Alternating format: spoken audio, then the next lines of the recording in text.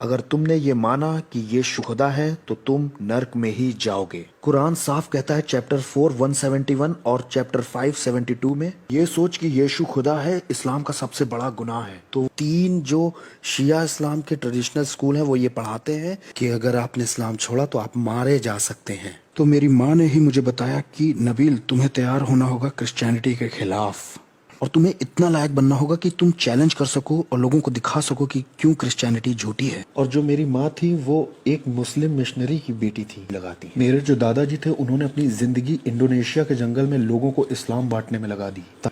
तो मेरी माँ भी एक डिवोट मुस्लिम मिशनरी की बेटी होने की वजह से, तो वो भी जब यूनाइटेड स्टेट्स में आई तो उन्होंने भी कोशिश की एक ऐसा परिवार बनाने की जो बहुत धार्मिक हो।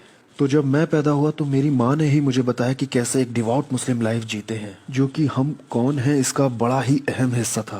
और इसका असर ये हुआ कि मुझे बहुत छोटी उम्र में ही कुरान के कुछ हिस्से बताए गए। जब मैं महज 7 साल का था मैंने अरबिक भाषा में कुरान के आखिरी के 7 चैप्टर से याद कर लिए थे। इसलिए बहुत छोटी उम्र से ही मैंने उन किताबों को, चीज़ों को पढ़ना शुरू किया जिसमें मैं बाइबल की आयतों से लोगों को ये दिखा सकता था कि क्यों गॉस्पेल झूठा है। जो पहला इंसान मुझे मिला जवाब देने वाला वो कॉलेज में मिला। बहुत सारे लोगों का ईमान नस्तेनाबूद करने के बाद मैं जब कॉलेज में पहुंचा अपने आप में बहुत कॉन्फिडेंट होके मैं एक दोस्त से मिला जिसके साथ मैंने आगे चलकर बहुत सारे डिबेट टूर्नामेंट्स भी किए। हम लोग एक ही कमरे को शेयर कर रहे थे, इसलिए एक दिन मैंने उसे रात में बाइबल पढ़ते हुए देखा। मैंने कहा अच्छा अब आएगा मज़ा, एक और क्रिश्चियन को गिराने का समय आ गया है। तो मैंने उस दोस्त डेविड को देखा। मैंने कहा डेविड, तुम्हें अंदाजा है जो किताब तुम पढ़ रहे हो वो अब इस लायक नहीं है, वो समय के साथ खराब हो चुकी है। वो बाइबल जो पढ़ रहा था उसने बंद कर दी। उसने कहा हाँ हाँ आगे बताओ। वैसे मुझे समझ जाना चाहिए था कि कुछ गड़बड़ है, लेकिन मैं बोलता चला गया। मैंने कहा डेविड, यीशु मसीह अरामी भाषा बोलते थे, है कि नहीं? पहले की जो कलीसियाएं थी फलस्तीन में या इज़राइल में, जेरूशलेम में, वो इब्रानी भाषा बोलते थे, लेकिन जब नया नियम लिखा गया तो वो ग्रीक भाषा में लिखा गया। यीशु के बोले गए कलाम के अनुवाद का भी तुम अनुवाद पढ़ रहे हो। और फिर उसके बाद कलीसिया का जो लंबा इतिहास था उसमें ग्रीक भाषा में नहीं बल्कि लैटिन भाषा में अनुवाद किया गया। फिर ये लैटिन का ट्रांसलेशन 1000 साल तक चला जब तक जर्मन भाषा में नहीं आ गया। फिर जर्मन से ये इंग्लिश में आया और इसमें निकला केजेवी, एक वर्जन से एक वर्जन, एक ट्रांसलेशन, फिर दूसरा अनुवाद, फिर उसका अनुवाद। और इसीलिए तुम्हारे पास केजेवी, एनएसवी, आईएसवी, जाने कौन कौन से वी हैं। और अब जो बाइबल के कई सारे वर्जन्स हो गए हैं तो तुम बता नहीं सकते कि कौन सा परमेश्वर का कलाम है। मेरी इन बातों से बहुत से क्रिश्चियंस हिल गए थे और मैं तैयार था कि ये भी मेरी बहस के आगे दब जाएगा। लेकिन डेविड ने मेरी तरफ देखा, कहा मैं तुमसे एक सवाल पूछता हूँ नबील, अभी जब तुम थोड़ी देर पहले अपनी माँ से बात कर रहे थे तो क्या वो बात इंग्लिश में कर रहे थे फ़ोन पे? मैंने कहा नहीं। लेकिन जब तुमने मुझे बताया तो तुमने मुझे इंग्लिश में बताया। क्या तुमने जो ट्रांसलेट किया था वो गलत या ख़राब करके किया था? नहीं नबील, अगर तुम कई भाषाओं को जानते हो तो तुम एक संदेश को दूसरी भाषा में ट्रांसलेट कर सकते हो और इससे तुम्हारा मैसेज सुरक्षित ही रहेगा, वैसा ही रहेगा। और ठीक ऐसा ही चेलों ने भी किया। जो भी भाषा यीशु ने बोली उन्होंने उसको ग्रीक में लिखा और उन ग्रीक भाषा के नया नियम अभिलेखों में से 6000 से ज्यादा कॉपीज हमारे पास आज हैं जो सुरक्षित हैं, वही सेम। नबील, अगर उनमें से एक भी हमारे पास ना होती तो भी हमारे पास लैटिन और सीरियाई भाषा के लगभग 10,000 से ज्यादा मैन्युस्क्रिप्ट्स हैं, वही जो ग्रीक में लिखे गए थे उनके। उसने कहा अगर इनमें से एक भी ना होता तो भी हमारे पास 30,000 कोटेशंस हैं अर्ली चर्च फादर्स के, जिनसे नया नियम कई बार फिर से बनाया जा सकता है एकदम सही। नबील, हमें बिल्कुल सही सही मालूम है कि नया नियम का संदेश क्या था। मैंने उसकी तरफ देखा। मैंने कहा डेविड, तुम ये सब बना के बोल रहे हो ना? मैंने कहा मैंने दर्जनों क्रिश्चियन से बात की, किसी ने मुझे ये बातें नहीं बताई। उसने कहा तुम्हें लग रहा है कि मैं बना के बोल रहा हूँ? मैंने कहा हाँ तुम बना के बोल रहे हो। चलो तुम असली बात निकाल के ले आओ, मैं तैयार हूँ। और फिर उसी समय से मैं और डेविड बहस करने लगे इन बातों के ऊपर, लेकिन हम सच की खोज करना चाह रहे थे और हमने आर्ग्यूमेंट्स करना शुरू कर दिया और हमने क्लासेस भी साथ में करना शुरू कर दिया ताकि हम पीछे बैठ के खूब आर्ग्यूमेंट्स कर सकें। हम लोग एक दूसरे के घर पढ़ने के लिए जाते और वहाँ खूब आर्ग्यूमेंट्स करते थे और समय बीतता चला गया और सच की खोज में हम लोगों ने एक दूसरे के साथ इतना समय बिताया था कि हम बहुत अच्छे दोस्त बन गए। मैंने कोई सुसमाचार पर विश्वास नहीं किया, सिर्फ मैन्युस्क्रिप्ट सही हैं इस बात में मुझे 1 साल लगा। जिस भी तरीके से वो नए नियम के अभिलेख लिखे गए और पुराने कलीसियाओं तक भेजे गए, ऐसा कोई इंसान नहीं जो उनको ऐसा कंट्रोल कर ले कि उन्हें एडिट भी कर दे और फिर आज उस चेंज को हम पकड़ भी ना पाए। किसी भी तरीके से ऐसा नहीं हो सकता था। 1 साल बाद मैं इस नतीजे पे पहुंचा कि ऐसा कोई तरीका नए नियम की पत्रियों को ठीक भी किया गया हो और हम पकड़ भी ना पाए। संभव ही नहीं है। मैंने डेविड से कहा, डेविड, मैं मान लेता हूं कि नए नियम में भरोसा किया जा सकता है, लेकिन उसमें यीशु ने कोई दावा नहीं किया कि मैं खुदा हूं। इस बात को याद रखिएगा कि ये मुसलमानों के लिए सबसे बड़ा बिंदु है, क्योंकि जैसे मैंने पहले बताया कि मुसलमान मानते हैं कि यीशु मसीहा था। मुसलमान मानते हैं कि यीशु बहुत मोजज़े करता था। कुछ तो ये भी मानते हैं कि वो सिनलेस प्रॉफिट था, उसने कभी पाप नहीं किया पृथ्वी पे। लेकिन जैसे ही आप कहते हो कि यीशु खुदा था, एक मुसलमान की नज़र में आप एक सबसे बड़ा गुनाह कर देते हो, जिसे ब्लेस्फेमी कहते हैं। कुरान साफ कहता है चैप्टर 4 171 और चैप्टर 5 72 में, अगर तुमने ये माना कि यीशु खुदा है तो तुम नर्क में ही जाओगे। और इस बात में किसी तरह का कोई शक नहीं एक मुसलमान के नज़रिए से। चैप्टर 5 116 आयत में दिखाया गया है कि यीशु अल्लाह से बात कर रहे हैं। हाँ, अल्लाह ने यीशु से कहा, तुमने बोला कि मेरी इबादत करो। उसने कहा, किसी सूरत में नहीं। क्या मेरे पास इतने अधिकार हैं कि मैं ऐसी बात कहूँ? तो ये सोच कि यीशु खुदा है इस्लाम का सबसे बड़ा गुनाह है। तो वो अपने खुदा का बचाव करते हैं जब वो कहते हैं कि यीशु खुदा किसी तरह से नहीं। जब मैंने ये जान लिया कि नया नियम भरोसेमंद है, तो मेरे लिए अगला सवाल था, हाँ ठीक है, लेकिन यीशु ने उसमें कभी दावा नहीं किया कि मैं खुदा हूँ। लेकिन अब मैं और ज्यादा गहराई से पढ़ाई करने लग गया था और चीजों को समझने लग गया था। और डेविड ने मुझे जॉन की पत्री दी, कहा ये लो इसे पढ़ो। और जब मैं यूहन्ना की अंजील पढ़ रहा था तो मैंने पहले पन्ने की पहली आयत यीशु खुदा है पढ़ा। मुझे ज्यादा पढ़ना भी नहीं पड़ा। इब्तदा में कलाम था, कलाम खुदा के साथ था और कलाम ही खुदा था। और कलाम था क्या? 14वीं आयत, कलाम गोश्त बना और हमारे साथ रहा और हमने उसका जलाल देखा। मैं इन सब तरह की आयतों को देख रहा था और इनसे बचने की भी कोशिश कर रहा था, क्योंकि बचपन से ही मुझे बताया गया था कि यीशु खुदा नहीं हो सकता। और अब तो मैं मान रहा था कि नया नियम सही है, तो ऐसा कैसे कह सकता है ये। और मैंने इसे ऐसे डिफेंड किया कि यीशु नहीं कह रहे कि मैं खुदा हूँ, ये तो लेखक जॉन कह रहा है। जब आप यूहन्ना का गॉस्पेल आगे पढ़ते हैं तो आप पाते यीशु कह रहे हैं यूहन्ना 8:58 में, जब कुछ यहूदियों ने कहा कि तू अभी 50 साल का भी नहीं है और तू ये दावा कर रहा है कि तूने अब्राहम को देखा है। और यीशु का जवाब था, आमेन आमेन, इससे पहले कि अब्राहम पैदा हो, आई एम, मैं हूँ। अगर आप मुसलमान हो तो आपको ये टर्म आई एम, मैं हूँ के बारे में कुछ नहीं मालूम, और तब आपको कोई एक्सोडस 3:14 बताए जहां पर खुदा ने मूसा से कहा है कि उसका नाम अनाहू है, मैं हूं, आई एम। तब आपकी समझ खुलेगी कि यीशु क्या कह रहा है अपने बारे में। यहाँ कोई कहता है कि तू 50 का भी नहीं और तूने अब्राहम को देखा है। यीशु कहता है मैं इटरनली एग्जिस्ट करता हूँ, अब्राहम के पैदा होने से भी पहले। हाँ, वो मूसा के खुदा का नाम ले रहा था। ये तो उसने बिल्कुल साफ कर दिया। यहाँ कोई मुसलमान अगर मुझे सुन रहा है और वो ये कहे कि मुझे इतना कन्विंसिंग अभी भी नहीं लग रहा है, तो जॉन 20:28 में देखो, जब किसी ने यीशु से कहा कि तू खुदा है, यीशु का रिस्पांस, फाइनली समझ गए, थोड़ा समय लगा। फिर मेरा ये रिस्पांस था कि छोड़ो यूहन्ना की अंजील को, क्योंकि ये तो बहुत बाद में लिखा गया, इस पे भरोसा नहीं किया जा सकता।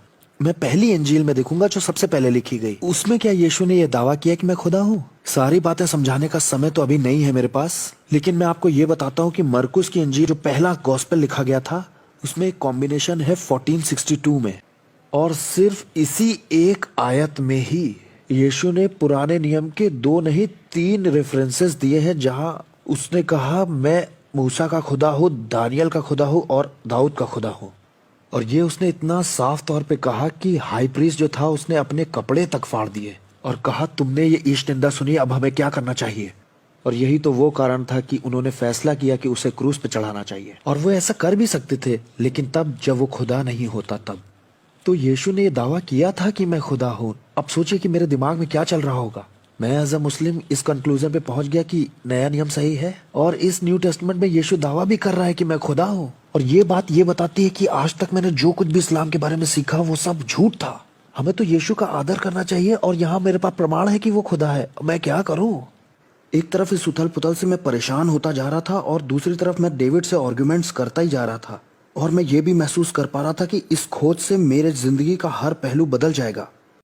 तो इस बीच में मैंने दुआ करना बहुत ज्यादा शुरू कर दिया, और इसी बीच में मैं डेविड के पास जाता हूँ और कहता हूँ कि डेविड, मुझे कोई सॉलिड केस चाहिए, एक ठोस सबूत चाहिए इस बात का, जो कि एकदम सही रीजनिंग हो कि क्रिश्चियनिटी सच्ची है। क्रिश्चियंस तो बहुत सारी बातें मानते हैं, बहुत सारे डिनोमिनेशंस भी हैं, कोई ये मानता है कोई वो मानता है, लेकिन वो कौन सी बात है जो क्रिश्चियनिटी के अंदर सच है ये बताती है। और वो बात मुझे मिली रोमियो की पत्री चैप्टर 10 9वीं आयत में। पौलुस ने कहा, यदि तू अपने मुंह से यीशु को प्रभु जानकर अंगीकार करे और अपने मन से विश्वास करे कि परमेश्वर ने उसे मुर्दों में से जिलाया तो तू निश्चय उद्धार पाएगा। यहाँ पर क्विज भी खेल सकते हैं हम लोग। मुंह से अंगीकार कर कि यीशु प्रभु है और खुदा ने उसे मरे हुओं में से तो तू उद्धार पाएगा। पहला उसका खुदा होना जरूरी है, दूसरा उसका क्रूस पर मरना जरूरी है, तीसरा उसका जिंदा होना जरूरी है, जिससे क्रिश्चियनिटी सच्ची हो जाएगी। वैसे ये बड़ा रोचक केस था। जब मैं इन सब बातों से जूझ रहा था उस वक्त मैं एक मेडिकल स्टूडेंट था जो कि 4थे साल में था। मेरा बहुत सारा समय वहां जाता था साइकाइट्रिक वार्ड में, मतलब मैं वहां काम करता था।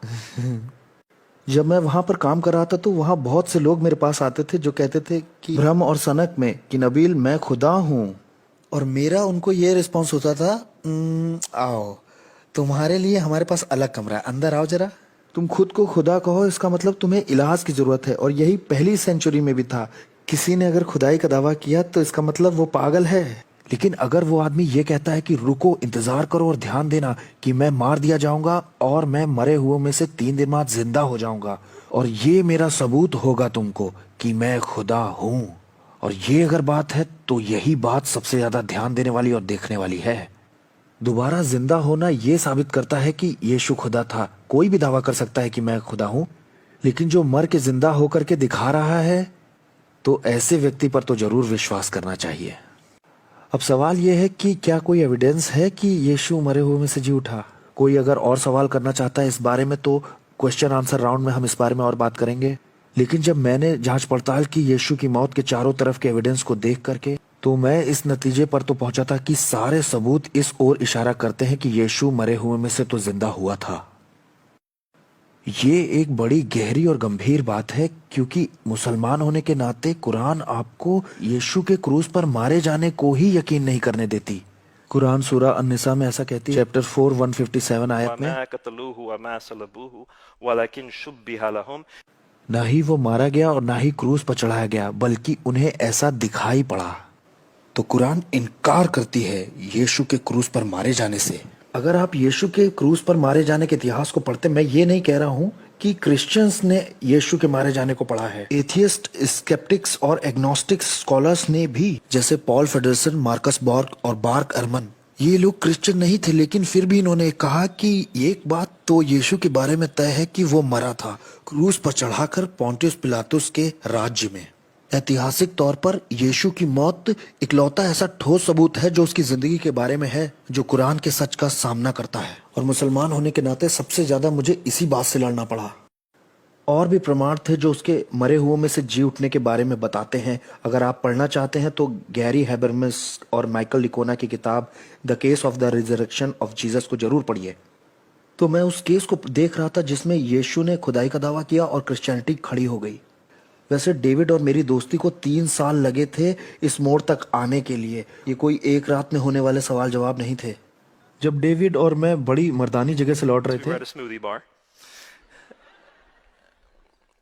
लौटते वक्त डेविड ने मुझसे पूछा, नबील तुम इसे बहुत लंबे समय से देख रहे हो, किस जगह पर तुम्हें लगता है क्रिश्चियनिटी का ये केस झूठा है? 0 से 100 तक बताओ। 0 बिल्कुल झूठ और 100 बिल्कुल सच। तब बताओ क्रिश्चियनिटी का ये केस कहाँ है तुम्हारी नजर में? मैंने कहा सारे क्राइटेरियाज को सोचने के बाद 99% यीशु क्रूस पर मारे गए थे। 90% श्योर हूँ कि उसने खुदाई का दावा किया। 90% कि वो मुर्दों में से जिया। डेविड 80 से 85%। और फिर जो स्मूदी उसने पी थी वो मुंह से बाहर निकलने वाली थी और बिल्कुल अच्छा नहीं था, क्योंकि गाड़ी तो मेरी थी। उसने कहा, नबील तो तुम गॉस्पेल को मान क्यों नहीं लेते फिर? मैंने कहा, डेविड क्योंकि मैं 100% श्योर हूँ इस्लाम में। चाहे क्रिश्चियनिटी का केस 80 to 85% सही लग रहा हो, लेकिन इस्लाम का केस अभी भी बहुत मजबूत है। उसने मेरी तरफ देखा, कहा, नबील अभी तक तुमने इस्लाम के केस को क्रिटिकली नहीं देखा है। मैंने कहा, मुझे मालूम है। मैंने कहा, मैं पक्की तौर से जानता हूँ। मैं बचपन से इस्लाम के एविडेंस को सुनता आया हूँ, कुरान के एविडेंस को जानता हूँ। मैं पक्की तौर से कहता हूँ इस्लाम सच्चा है। उसने कहा, आओ इसका भी टेस्ट करते हैं, लेकिन सबसे क्रिटिकल चीज ये है, लेकिन इसका भी टेस्ट उसी डिग्री से किया जाएगा जैसे तुमने क्रिश्चियनिटी जांची। शर्त यह है कि तुम्हें ईमान के बिना इसे जांचना होगा और हिस्टोरिकल तौर पर जांचना होगा। और तब मुझे बताओ कि क्या नतीजा। और मैं तो बड़ा कॉन्फिडेंट था, मैंने कहा ठीक है, नो प्रॉब्लम। और मैंने वो उसी लेवल से अविश्वास के साथ उसे जांचा। मैं थोड़े कम शब्दों में बता रहा हूँ, लेकिन मुझे ये पता चला, मिसाल के तौर पर यूहन्ना का जो गॉस्पेल है उसके बारे में मैं बहुत ज़्यादा स्केप्टिकल हो रहा था, क्योंकि यहाँ पे मैं गलती ढूंढने वाले स्कॉलर्स के नज़रिए से बता रहा हूँ, क्रिश्चियंस के तरीके से नहीं। ये बताते हैं 60 से 70 साल बाद यूहन्ना का गॉस्पेल लिखा गया यीशु की मृत्यु के। इसीलिए मैं भी क्रिटिकल हो रहा था यूहन्ना के गॉस्पेल के लिए। पहली बार जो मोहम्मद की ज़िंदगी के बारे में किसी ने लिखा है वो लिखा है 150 साल बाद मोहम्मद की मौत के। और जिस इंसान ने वो लिखा था वो किताब तो खो चुकी है, हमारे पास एक इंसान है जिसने उस किताब के कुछ हिस्से को बचा लिया था। उस इंसान ने ऐसा कहा है कि मैंने इस किताब का थोड़ा सा ही हिस्सा बचाया क्योंकि आगे का जो हिस्सा था वो सच नहीं लग रहा था। तो पहला जो एविडेंस था मोहम्मद के लाइफ का, वो बहुत बहुत बाद में आता है यीशु का जो एविडेंस उसकी लाइफ के बारे में दिया है उससे। और जो इंसान उसे बचाता है वो क्लेम करता है कि ये अनरिलायबल लग रहा है। और मैंने शुरू कर दिया अगल बगल रख के कंपैरिजन करना, कुरान का क्या इतिहास है बाइबल के कंपैरिजन में, मोहम्मद की जिंदगी कैसी दिखाई दे रही है। मुझे तो बचपन से आज तक यही बताया गया कि मोहम्मद आज तक का सबसे ज्यादा अमेजिंग आदमी था। मुझे बताया गया कि वो सबसे अच्छा राजनेता था, मोहम्मद राजदूत भी था, बहुत अच्छा नीतियां बनाने वाला, एक बहुत अच्छा सेनापति भी था, एक बहुत अच्छा शौहर, औरतों के हक की लड़ाई लड़ने वाला और गरीबों का बचाने वाला। कुछ इस तरह का मोहम्मद मुसलमान देखते हैं और जब इज्जत करते हैं तो ऐसे मोहम्मद की इज्जत करते हैं, इतना बड़ा अजीम तरीन और ग्रेट आदमी मान के। जब मैंने इतिहास के सबूतों को उठाकर पढ़ा जो बाद में लिखे गए थे और सच नहीं लग रहे थे, वो वाले नहीं, जब मैंने देखा इतिहास में क्या कहा गया है, ये मोहम्मद जो इतिहास के पन्नों में दिया है वो बहुत अलग है उस मोहम्मद से जो मुसलमानों के दिलों में है। मैंने कहा मुझे इन दोनों में से किसी एक को ही मानना होगा। अगर मैं ईमानदारी बरतूं और डेविड के चैलेंज को सही से फॉलो करूं, हिस्ट्री के एविडेंस को क्रिटिकली देखूं, तो मुझे यकीन करना पड़ेगा कि मोहम्मद कुछ इस तरह का हुआ करता था, एक मार काट करने वाला। तो मैंने कहा कि ठीक है, मैं मोहम्मद पर भरोसा तो नहीं कर सकता, शायद मुझे कुरान के इंस्पिरेशन पर तकिया करना चाहिए, क्योंकि मुसलमानों का विश्वास है कि शहादा पर यकीन करना होगा मुसलमान बनने के लिए। शहादा ऐसा है, ला इलाहा इल्लल्लाह मोहम्मद रसूलुल्लाह, अल्लाह के सिवा कोई खुदा नहीं और मोहम्मद उसका रसूल है। कि कोई अल्लाह के सिवा खुदा नहीं है, इसको तो मैं कुरान से ही डिफेंड कर रहा था, और मोहम्मद उसका रसूल है ये उसकी जिंदगी देखकर मैं जांच पड़ताल कर रहा था। अब ये वाला हिस्सा तो काम नहीं किया, इसलिए मैं कुरान की ओर मुड़ गया। तो मैंने कहना शुरू किया कि कुरान तो खुदा का कलाम जरूर है, और इसके लिए मैं सारे अपोलोजेटिक्स कारण देने लगा कि कुरान खुदा का कलाम क्यों है, जो मुझे बचपन से बताए गए थे। कुरान में कभी बदलाव नहीं हुआ और उसमें बहुत सारे मिरेकल्स भी हैं, उसमें साइंस का भी मिरेकलस नॉलेज है बहुत सारा। और मुझे ये भी बताया गया कि उसमें फ्यूचर की बहुत सारी नबूवतें भी हैं, और हर एक की जब मैं बारीकी से जांच पड़ताल कर रहा था, वैसी ही सेम क्रिटिकल नजर जो मैंने क्रिश्चियनिटी के लिए रखी थी, तो इधर ये गिरना शुरू हो गया। अगर आप इस्तेमाल करते हैं ये सेम क्राइटेरिया किसी और दूसरे मजहब पर, इसी गलती निकालने वाले नज़रिए के सेम लेवल से दुनिया के किसी भी दूसरे मजहब से क्रिश्चियनिटी बहुत ऊपर आती है हर बार। तो मैं ये बात कर रहा हूँ कि ये बहुत बहुत ऊपर आती है। एक दिन मैं ऑक्सफोर्ड के अपने कुछ दोस्तों से बात कर रहा था जो लोग नास्तिक हैं। वो बोले नबील क्रिश्चियनिटी में यहाँ यहाँ प्रॉब्लम है। मैंने कहा हाँ मुझे मालूम है, लेकिन तुम ये ही नज़र एथिज्म में लगा के देखो। और मैंने महसूस किया कि एकदम से उनको एहसास हुआ कि हाँ मैं सही कह रहा हूँ, क्योंकि उन्होंने तुलना करके देखा। ऑसगिनस जो कि रवि जकरियास मिनिस्ट्रीज से भी जुड़े हुए हैं, वो ऐसा कहते हैं कि तुलना करने और विरोधाभास उठाने से कोई भी बात साफ हो जाती है। और जब मैंने क्रिश्चियनिटी और इस्लाम की तुलना की तो मैंने पाया कि क्रिश्चियनिटी बहुत ऊपर आई, और यहाँ से मेरी दुनिया तबाह होना शुरू हुई, क्योंकि मैं एकदम से गॉस्पेल को एक्सेप्ट नहीं कर सकता था। क्योंकि अगर मैं ऐसा करता हूं तो मैं अपने परिवार को भयानक रूप से शर्मिंदा कर दूंगा, क्योंकि मुस्लिम परिवार ज्यादातर इज्जत और शर्मिंदगी के बैकग्राउंड से ही आते हैं। मैं आपको एक तरह का आइडिया दे रहा हूँ। मेरे दादा परदादा ने जो कुछ किया इस्लाम को प्रीच करने में, और जो इज्जत और घमंड कमाया हमारी कम्युनिटी में, अगर उनका पोता पड़पोता अगर क्रिश्चियनिटी को कबूल कर लेता है तो वो सारा मान सम्मान बराबर कर देगा जो उन्होंने कभी जिंदगी में कमाया था। और सिर्फ मैं ही नहीं जो नीची नजर से देखा जाऊंगा, मेरा खानदान भी शर्म से देखा जाएगा। मेरा फैमिली, मेरे माँ बाप जिन्होंने जिंदगी लगा दी मुझे भरने में, अगर मैं क्रिश्चियन बन जाता हूँ तो मैं उन्हें शर्मिंदा करूंगा और उनकी इज्जत को मिट्टी में मिला दूंगा। उनकी भी जिंदगी बर्बाद हो जाएगी मेरे इस फैसले से। और इस तरह की बातें एक मुसलमान का एक क्रिश्चियन बनना बहुत मुश्किल कर देती हैं। और सबसे बढ़कर जिसे मजहब छोड़ने का गुनाह कहते हैं इस्लाम में, रिवाज क्या है ये बता रहा हूँ कि 4 जो सुन्नी इस्लाम के ट्रेडिशनल स्कूल्स हैं और 3 जो शिया इस्लाम के ट्रेडिशनल स्कूल हैं वो ये पढ़ाते हैं कि अगर आपने इस्लाम छोड़ा तो आप मारे जा सकते हैं अलग हालात में। उनके हालात अलग अलग हैं लेकिन वो सब मानते हैं कि आप मारे तो जा सकते हैं। एक मुसलमान ये सोच लेता है कि चलो मेरी सोशल लाइफ चली गई पूरी तरह से, चलो मेरे परिवार की भी सोशल लाइफ चली गई, कोई बात नहीं, ठीक है, हो सकता है मेरी अपनी जिंदगी भी दांव पे लगी हो मजहब छोड़ने की वजह से। और अगर आप इन सब बातों के बारे में गलत हुए तो कुरान कहती है कि आप नरक में ही जाएंगे। लगभग हर चीज आपको हिलाती है।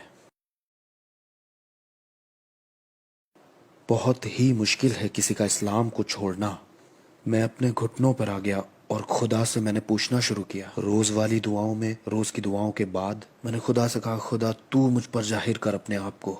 मैंने देखा है और मुझे ऐसा दिख रहा है कि इस्लाम सच्चा नहीं है, प्लीज मुझे माफ कीजिए ऐसा कहने के लिए। ऐसा लग रहा है क्रिश्चियनिटी सच्ची है, प्लीज मुझे माफ कीजिए ऐसा बोलने के लिए। क्या आप मुझे बता सकते हैं आप कौन हैं? इस्लाम के कल्चर की एक अंदर की झलक मैं आपको दिखा रहा हूँ। जैसे क्रिश्चियन विश्वास करते हैं वैसे उनका पर्दा अभी फटा नहीं है। इस्लाम के हिसाब से पर्दा अभी भी लगा ही हुआ है। एक मुसलमान खुदा से बात नहीं कर सकता और नबियों ने भी खुदा से बात नहीं की। नबियों ने फरिश्तों से बात की जो खुदा से बात करते हैं, और इसलिए मुसलमान रेडी नहीं है कि वो खुदा से कोई जानकारी सीधे तौर से पा सकते हैं। वो इस दर्जे पर नहीं है और ना वो मानते हैं कि ऐसा हो सकता है। सिर्फ एक तरीका जिससे मुसलमान मानता है कि मैं खुदा से सुन सकता हूँ, मालूम है किसी को? सपनों से। मुसलमान मानते हैं कि उन्हें सपने आ सकते हैं खुदा की तरफ से रास्ता दिखाने, तो वो खुदा से मांगते हैं रास्ता दिखाने के लिए। इसके लिए एक अलग तरह की दुआ होती है, सलात इस्तिखारा, जिसमें मुसलमान घुटनों पे आकर खुदा से कहता है मुझे सपनों से बताइए। मेरे वालिद ने इससे नौकरी पाई थी, मेरी बहनों ने शौहर पाए सपनों के वसीले से। इन्हीं सपनों के वसीले से हमने ये फैसला लिया था कि हम वहां से कब निकलेंगे।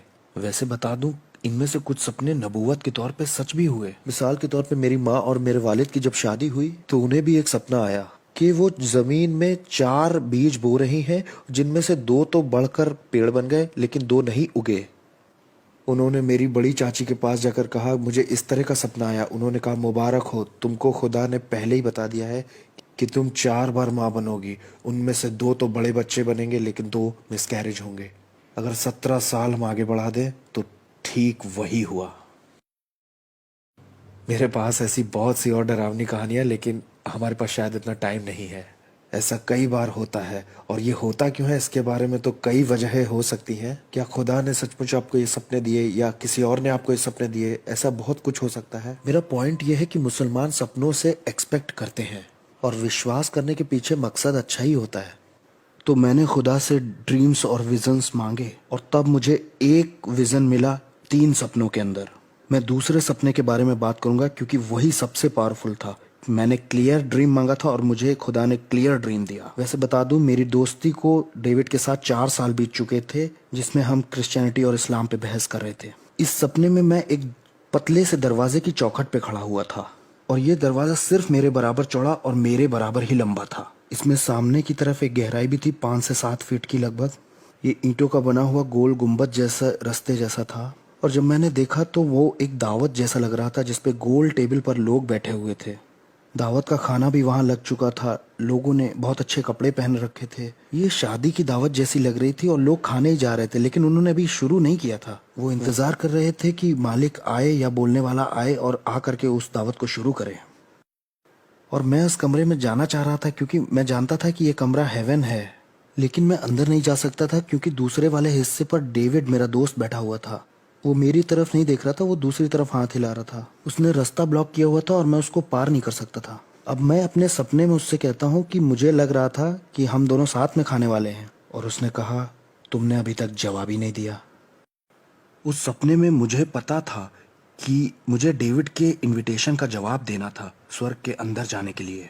जहां मैं पगलाया मैं वो बताता हूँ। उठने के बाद मैंने डेविड को फोन किया। मैंने डेविड से पूछा तुम्हें क्या लगता है इस सपने का क्या मतलब है? पहली बार मैंने किसी की आंखों को फोन पे घूमते हुए सुना। ऐसे उसने कहा नबील, ये सपना बिल्कुल साफ है, मुझे जरूरत नहीं कि मैं तुम्हें इसका मतलब बताऊं, बस बाइबल में जाओ। मैंने कहा क्या मतलब? उसने कहा लूका 13 में देखो। वैसे डेविड को उसके स्क्रिप्चर्स पता थे, उसने मुझे एक बाइबल भी दी थी, स्टडी बाइबल थी वो। मैंने लूका 13 खोला, वहां बड़े बड़े शब्दों में लिखा था पतला दरवाजा। और जैसे ही मैंने उसे पढ़ा मेरे दिल ने धड़कन रोक दी, क्योंकि मेरे सपने में सबसे पावरफुल सिंबल तो वही था। और मैंने उसे पढ़ना शुरू किया। मैं छोटा करके बता रहा हूँ, वहां ये लिखा था, यीशु गांव-गांव नगर नगर होकर उपदेश करता हुआ जा रहा था। तब चेलों में से किसी ने पूछा, क्या उद्धार पाने वाले थोड़े ही होंगे? उसने उनसे कहा, उस पतले दरवाजे से अंदर जाने की पूरी कोशिश करो, क्योंकि बहुत से लोग कोशिश करेंगे लेकिन थोड़े ही जा सकेंगे। और तुम बहुत से लोगों को शादी की दावत में बैठे हुए जन्नत में देखोगे। अंदर जाने की पूरी कोशिश करो जब तक मालिक नहीं आ जाता और दरवाजा नहीं बंद करता। मैंने बाइबल का यह हिस्सा पहले कभी नहीं पढ़ा था और मैं समझ गया कि खुदा ने मुझे एक ख्वाब दिया है जिसमें मैं ही उस तमसील के बीच में खड़ा हूं। तो मैंने ऊपर देखा और कहा, खुदा मुझे एक और सपना दे। Don't judge me, Christians. तो मैंने एक सपना मांगा और खुदा ने मुझे एक सपना और दिया। और जब वो गर्मियां ख़त्म हो रही थी तब मुझे याद है, ये मेरे मेडिकल स्कूल का तो दूसरा साल था। जब डेविड से मेरी पहली बार बात हुई तब मैं कॉलेज के पहले साल में था। और अब मेडिकल स्कूल की सेकेंड ईयर की शुरुआत में मुझे 3 ख्वाब खुदा की तरफ से आ चुके हैं। मेरे पास पक्के सबूत भी हैं, मुझे पर्सनल गाइडेंस भी मिल गया है। मैं अभी भी लेकिन बदला नहीं हूँ। जानते क्यों? गाड़ी चलाते हुए मेडिकल स्कूल जा रहा था तो मैंने खुदा से कहा, खुदा मुझे मालूम है कि मुझे क्या करना चाहिए, लेकिन मुझे शोक करने के लिए समय चाहिए। वैसे मैं बहुत रो रहा था, पूरी तरह से टूट गया था। इस हालत में स्कूल नहीं जाना चाहिए। तो मैं अपने अपार्टमेंट में वापस आ गया। मैं नहीं जानता था उन दिनों में मैं क्या कर रहा हूँ, लेकिन मैंने कुरान और बाइबल बाहर निकाली। मैंने कहा, खुदा मुझे थोड़ी राहत दे। मैंने कुरान पढ़ना शुरू किया और मैंने पहली बार उसे किसी पढ़ाई लिखाई के पर्पज़ से नहीं बल्कि पर्सनल गाइडेंस के लिए पढ़ना शुरू किया था। जब मैं राहत पाने के लिए देख रहा था उसे, तो मैंने महसूस किया कि कुरान में एक भी ऐसी आयत नहीं है जो एक जख्मी इंसान के दिल को राहत दे, एक भी नहीं। तो मैंने महसूस किया कि ये मेरे ऊपर लागू नहीं हो रही है। मैंने उसे अलग रख दिया। फिर मैंने बाइबल उठाई। मुझे नहीं मालूम था उसे कहाँ से पढ़ना है। मैंने उसे भी कभी पर्सनल गाइडेंस के लिए नहीं खोला था। मैं तो बस उसकी धज्जियां उड़ाने के लिए पढ़ता था। मैंने कहा, ठीक है, मैं न्यू टेस्टामेंट से शुरू करता हूँ। पहला चैप्टर जैसे मैंने खोला, बहुत सारी वंशावलियां मैंने देखी तो मैंने उसे पलट दिया। मैं मुसलमान था, मेरे पास बहाना है। आपका क्या है मुझे क्या पता। तो मैंने वंशावलियां पलट दी और ज्यादा समय नहीं लगा, मैं मैथ्यू 5 तक पहुंच गया। वहां लिखा था, धन्य है वो जो शोक करते हैं क्योंकि उन्हें राहत मिलेगी। और जैसे ही मैंने उन शब्दों को पढ़ा, मुझे लगा इससे कि पन्ने में से बिजली निकली और मेरे दिल में आके घुस गई हो। मुझे कुछ ऐसा ही लगा था। उसे पढ़कर मैंने सोचा कि यीशु ने ये मेरे लिए बोला है। इन लोगों को भूल जाओ, ये मेरे लिए यीशु ने 2000 साल पहले बोला है। ईमानदारी से कहूँ तो हर एक आयत जो मैं पढ़ रहा था, ऐसा लग रहा था मुझसे बाइबल बात कर रही है। मैंने खुदा से पूछा, मैं कैसे जानूं कि तू मेरी दुआ सुनता है? स्टडी बाइबल के फुटनोट पे लिखा था, क्या आपको जानना है कि खुदा आपकी दुआ सुनता है कि नहीं? 1 जॉन 5 खोलिए। मैंने कहा, बहुत बढ़िया। मैंने झटाक से पलट दिया। मैं उलट पलट के बाइबल पढ़ता ही जा रहा था और मैं आखिरी में मत्ती 10 तक पहुंचा। वहां ये था, जो मुझे इस दुनिया के लोगों के सामने मान लेगा, मैं उसे अपने पिता के स्वर्गदूतों के सामने मान लूंगा। और जो मुझे इस दुनिया के लोगों के सामने इनकार करेगा, मैं भी उसका इनकार करूंगा पिता के सामने जन्नत में। अब मेरे पास सारे सबूत भी थे और मेरे पास स्पिरिचुअल गाइडेंस भी था और इमोशनल तौर पे राहत भी थी मेरे पास। मुझे मालूम पड़ गया था कि यही खुदा का कलाम है, लेकिन अभी तक मैंने माना नहीं, प्रोक्लेम नहीं किया था। मैंने खुदा की तरफ देखा, कहा, खुदा अगर मैंने ये किया तो मुझे अपना परिवार छोड़ना पड़ेगा। मत्ती 10 की अगली आयत क्या कहती है, क्या आप जानते हैं? वो जो अपने माँ बाप को मुझसे ज्यादा मोहब्बत करता है वो मेरे लायक नहीं है। जब मैंने ये पढ़ा तो मैंने कहा, खुदा ये सिर्फ मेरे परिवार की ही बात नहीं है, ये मेरी पूरी जिंदगी की बात है। अगली आयत में लिखा था, वो जो अपना क्रूस उठाकर मेरे पीछे रोज न चले वो मेरे लायक नहीं है। जी हाँ, खुदा को मालूम है कि आपको क्या कीमत चुकानी पड़ेगी। मुसलमानों को क्या कीमत चुकानी, अगर आप सुन रहे तो आपको क्या कीमत चुकानी है। ये कोई नई कीमत नहीं है, शुरुआत में चेलों ने ये कीमत चुकाई थी। इस कीमत को चुकाने के लिए हम सबको तैयार रहना चाहिए, यीशु के पीछे चलने के लिए। और मैं अपने घुटनों पे आया और पता नहीं क्या दुआ की। किसी ने मुझे पापियों वाली दुआ नहीं सिखाई थी, मेरी दुआ मुसलमानों जैसी ही थी। लेकिन मैंने कहा था, मालिक मैं ईमान करता हूँ कि तू यीशु है और मैं तुझे सबमिट करता हूँ और मैं आपको शुक्रिया कहता हूँ कि आपने मेरे पाप ले लिए क्रूस पर और मुर्दों से जिंदा हुए। मैं जिंदगी भर आपके पीछे चलना चाहता हूँ। और उसी समय से मैंने अक्लमंदी और दिमागी तौर से गॉस्पेल को समझ लिया था, लेकिन मुझे नहीं लगता है कि मैंने गॉस्पेल को उस वक्त तक सही से समझा था, उस समय तक जब तक कुछ दिनों बाद वो समय नहीं आया जब मैंने देखा अपने वालिद को रोते हुए पहली बार जिंदगी में। मेरे वालिद ने 24 साल यूएस नेवी में काम किया है। मजबूती की असली मिसाल मेरे लिए मेरे वालिद हैं, मेरे सुपरमैन। वो बोले और उन्होंने इतना ही कहा, नबील आज मुझे ऐसा महसूस हो रहा है जैसे किसी ने मेरी रीढ़ की हड्डी बाहर निकाल दी हो। और मेरी माँ ने एक शब्द भी नहीं कहा। ये ऐसा है जैसे उस दिन तक उनकी आंखों में एक रोशनी दिखाई देती थी, लेकिन अब मैंने उसे बुझा दिया है। वो पहले जैसे सेंस में भी नहीं है। और उन लोगों से इस बातचीत के बाद मैंने खुदा से कहा, घुटनों पे आकर कि खुदा तूने मुझे मार क्यों नहीं दिया? क्यों नहीं मार दिया खुदा? क्योंकि इससे पहले कि उन्हें पता चलता तू मुझे मार देता तो मैं बिलीवर हूं, मैं जन्नत जाता, तो आप भी खुश होते, मैं भी खुश होता, वो लोग भी खुश होते, हम सब खुश होते। बस अगर तू मुझे मार देता तो इससे पहले कि उन्हें पता चलता तूने मार क्यों नहीं दिया। और आपको तो पता ही है कैसा होता है, रोने के टाइम सब लोग बार बार वही बातें बोलते हैं, क्यों नहीं मार दिया, क्यों नहीं मार दिया। और मुंह से थूक बह रहा है, आंसू बह रहे हैं, नाक बह रही है, और मैं बोल रहा हूँ कि क्यों नहीं मार दिया। और फिर जब मैं बार बार बोल रहा था क्यों नहीं मार दिया, क्यों नहीं मार दिया, मैंने ये शब्द सुने, क्योंकि ये सब तुम्हारे बारे में नहीं है।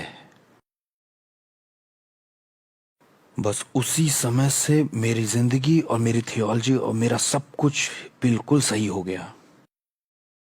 फिर मैं वहां से खड़ा हुआ, मैं बाहर निकला। वैसे इसमें पूरी रात निकल गई थी रोते रोते, तो ये अगली सुबह हुआ था। और जब मैं बाहर निकला, मैं जानता हूँ कि ये थोड़ा अजीब सा लगेगा सुनने में, सब कुछ बिल्कुल बदला बदला सा लग रहा था, सब कुछ अलग था। अपार्टमेंट वही था, पेड़ भी वही थे, सड़कें भी वही थी, लेकिन एक चीज जो सबसे अलग थी, जब मैंने किसी इंसान को सड़क पर से गुजरते देखा। मैंने ये लाखों बार देखा है, लेकिन पहली बार मैंने ये महसूस किया कि ये कोई आम आदमी नहीं जा रहा, ये वो है जिसके लिए खुदा जान देना चाहता है। मुसलमान होने पर मैंने यही ईमान किया था कि खुदा अपने तख्त पर बैठा है, वो कभी इस दुनिया में नहीं आएगा, वो बस ऊपर से हम पे हुकूमत करता है और उसने हमें कुछ काम दिए हैं करने के लिए यहाँ, आखिरत में वो हमारा फैसला करेगा। और अब ये कहानी कहती है कि खुदा इस जमीन पर आना चाहता है, इस गंदी दुनिया में आना चाहता है, जो बढ़ई बनकर आना चाहता है, नीली आंखों वाला, जो लोगों के साथ रहना चाहता है और लोग उसे धोखा भी दे देंगे, और वो क्रूस पर जाएगा और दुख उठाएगा और मरेगा उन पापियों के लिए।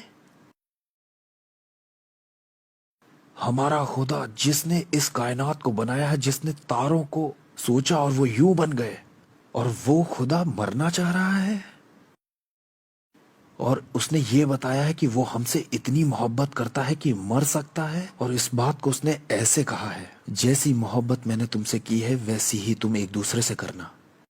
और अगर मैं किसी को सड़क पर देखूं और मैं उसे उस दिन यूं ही जाने दूं, और इस इंसान को इतनी मोहब्बत ना करूं कि मैं उसके लिए जान दे सकूं, तो कहाँ मैं यीशु के पीछे चल रहा हूं। यीशु के पीछे चलने का क्या मतलब है कि वो तो उस इंसान के लिए मरना चाहता है, लेकिन मैं नहीं, तो कहाँ मैं यीशु का शागिर्द हूं। और उस वक्त मैंने महसूस किया कि आखिर गॉस्पेल है क्या। गॉस्पेल सिर्फ यही नहीं है कि आपने उसे सुना और विश्वास किया, अगर इससे आपकी जिंदगी नहीं बदली है तो अभी तक आपको वो मिला ही नहीं। और उस वक्त मैंने ये महसूस किया कि ये खुदा हर चीज के लायक है। ये कहानी इस लायक है कि ये बांटी जाए हमारी जिंदगी से, और हमारी जिंदगी उसके हाथ में है। अगर आज हमारी मौत होती है तो वहां हमारा ख्याल रखा जाएगा, लेकिन करोड़ों नहीं अरबों लोग हैं जिनके लिए अगर हम एक एक सेकंड इस दुनिया में जीते हैं तो तभी हमें सच्ची इज्जत मिलेगी वहां। इस खुदा ने वो जिंदगी जी जो हमें जीनी चाहिए, वो मौत मरा जो हमें मरनी चाहिए। ऐसा हमारा खुदा है, और ये मेरी कहानी है।